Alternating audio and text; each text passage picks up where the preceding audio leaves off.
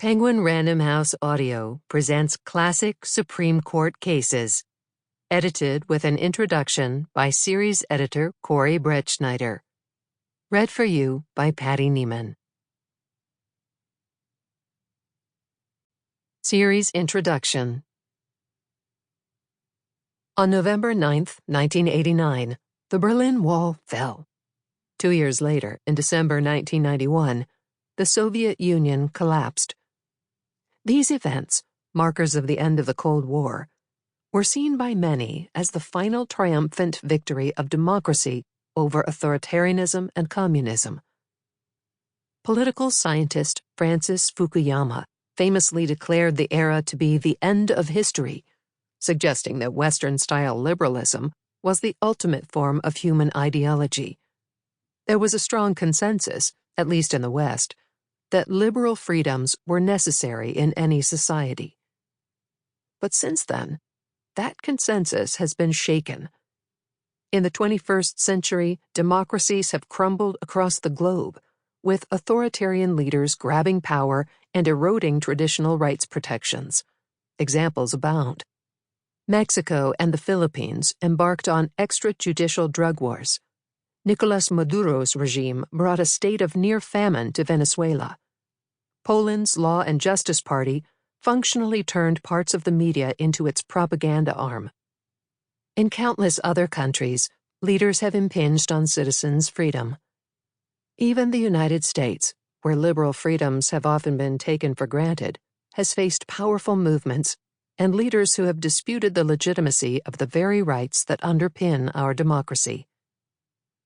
Yet in the United States, calls to restrict rights have always run up against a powerful adversary, one that dates back to the country's founding, the Constitution of the United States.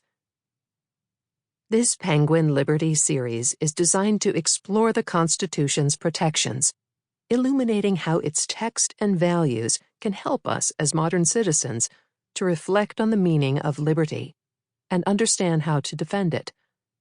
With rights-based democracy under attack from all angles, it is crucial to engage in ongoing discussion about the meaning of liberty, its limits, and its role in the modern world. Certainly, the ideal of liberty has been present in America since the dawn of the American Revolution, when Patrick Henry reportedly declared, "Give me liberty or give me death." In 1776, the Declaration of Independence proclaimed liberty an unalienable right, along with life and the pursuit of happiness, enshrining it as a Central American aspiration. These statements, however, are only a start in thinking about liberty. Mistakenly, they seem to suggest that liberty is absolute, never limited. But in this series, we will see that idea continually challenged.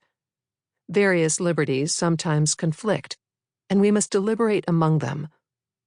Importantly, the liberty to be free from government intervention, or what the British philosopher Isaiah Berlin called negative liberty, must sometimes be balanced against our liberty as a democratic people to govern in the general interest, an idea he called positive liberty.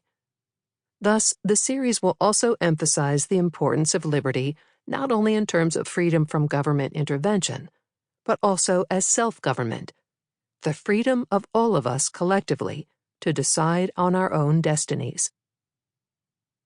Ratified in 1788, the Constitution was an attempt to codify the high ideal of liberty as self-government. Through intense debate at the Constitutional Convention, a document was forged that limited government power and gave people a say in how they were to be governed. Its goal was to secure the blessings of liberty to ourselves and our posterity. Still, many Americans were not convinced the Constitution went far enough in protecting their individual freedom from government coercion, what Berlin would call negative liberty.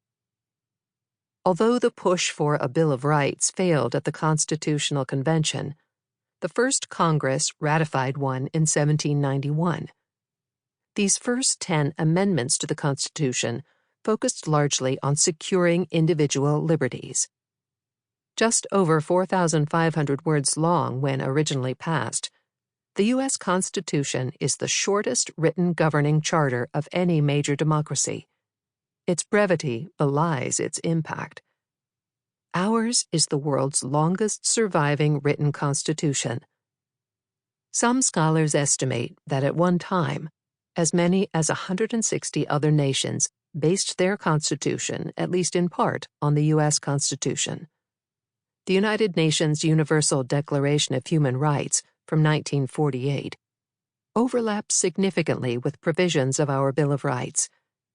Individual freedoms that our Constitution champions inspire peoples across the globe. Of course, the original Constitution protected liberty for only a restricted few. As written in 1787, the Constitution did not explicitly outlaw racialized chattel slavery.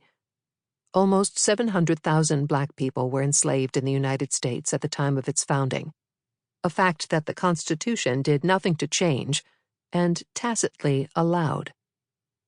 Article 1 prohibited Congress from outlawing the international slave trade until 1808, and the 3/5 Clause cemented Southern white political power by having enslaved people count toward political representation without allowing them to vote.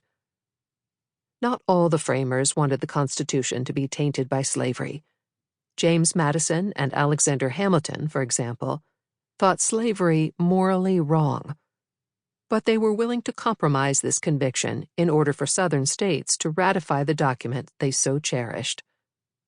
Thus was born America's original sin, a legally sanctioned system of racial oppression that persisted formally until the Civil War. Only after an estimated more than 600,000 Americans gave their lives in that bloody conflict was the Constitution amended to outlaw slavery, guarantee equal protection of the laws, and establish that race could deny no citizen access to the franchise. Enslaved Americans were not the only ones left out of the original Constitution's promise of liberty. Women were guaranteed no formal rights under the Constitution, and they were deprived of equal political status until 1920, when suffragists finally succeeded in amending the Constitution to guarantee women the vote. In the founding era, the vote in many states was restricted mainly to white male property owners. These significant failures are reasons to criticize the Constitution, but they should not lead anyone to discount it altogether. First, the Constitution has demonstrated a remarkable resilience and capacity for change. In each of the cases described above, the Constitution was later amended to attempt to rectify the wrong and expand citizens' rights. Second, and perhaps more important, the Constitution's deepest values have often inspired and strengthened the hand of those seeking justice. That's why Frederick Douglass, himself a former enslaved person, became an ardent supporter of the Constitution, even before the passage of the post-Civil War amendments that ended slavery and provided equal rights. In his 4th of July oration in 1852, he praised the Constitution as a glorious liberty document, but added a crucial caveat. It protected liberty only when it was interpreted as it ought to be interpreted. Douglass believed that while many saw the Constitution as a pro-slavery document, its text and values supported broad protections for freedom and equality. Douglass's point, though delivered more than 150 years ago, inspires this Penguin Liberty series. The Constitution is not a static document, nor is it just a set of provisions on paper. The Constitution is a legal document containing specific rules, but it also gives voice to a broader public morality that transcends any one rule. What exactly that public morality stands for has always been up for debate and interpretation. Today, after the passage of the post-Civil War amendments, the Constitution takes a clear stand against racial subordination.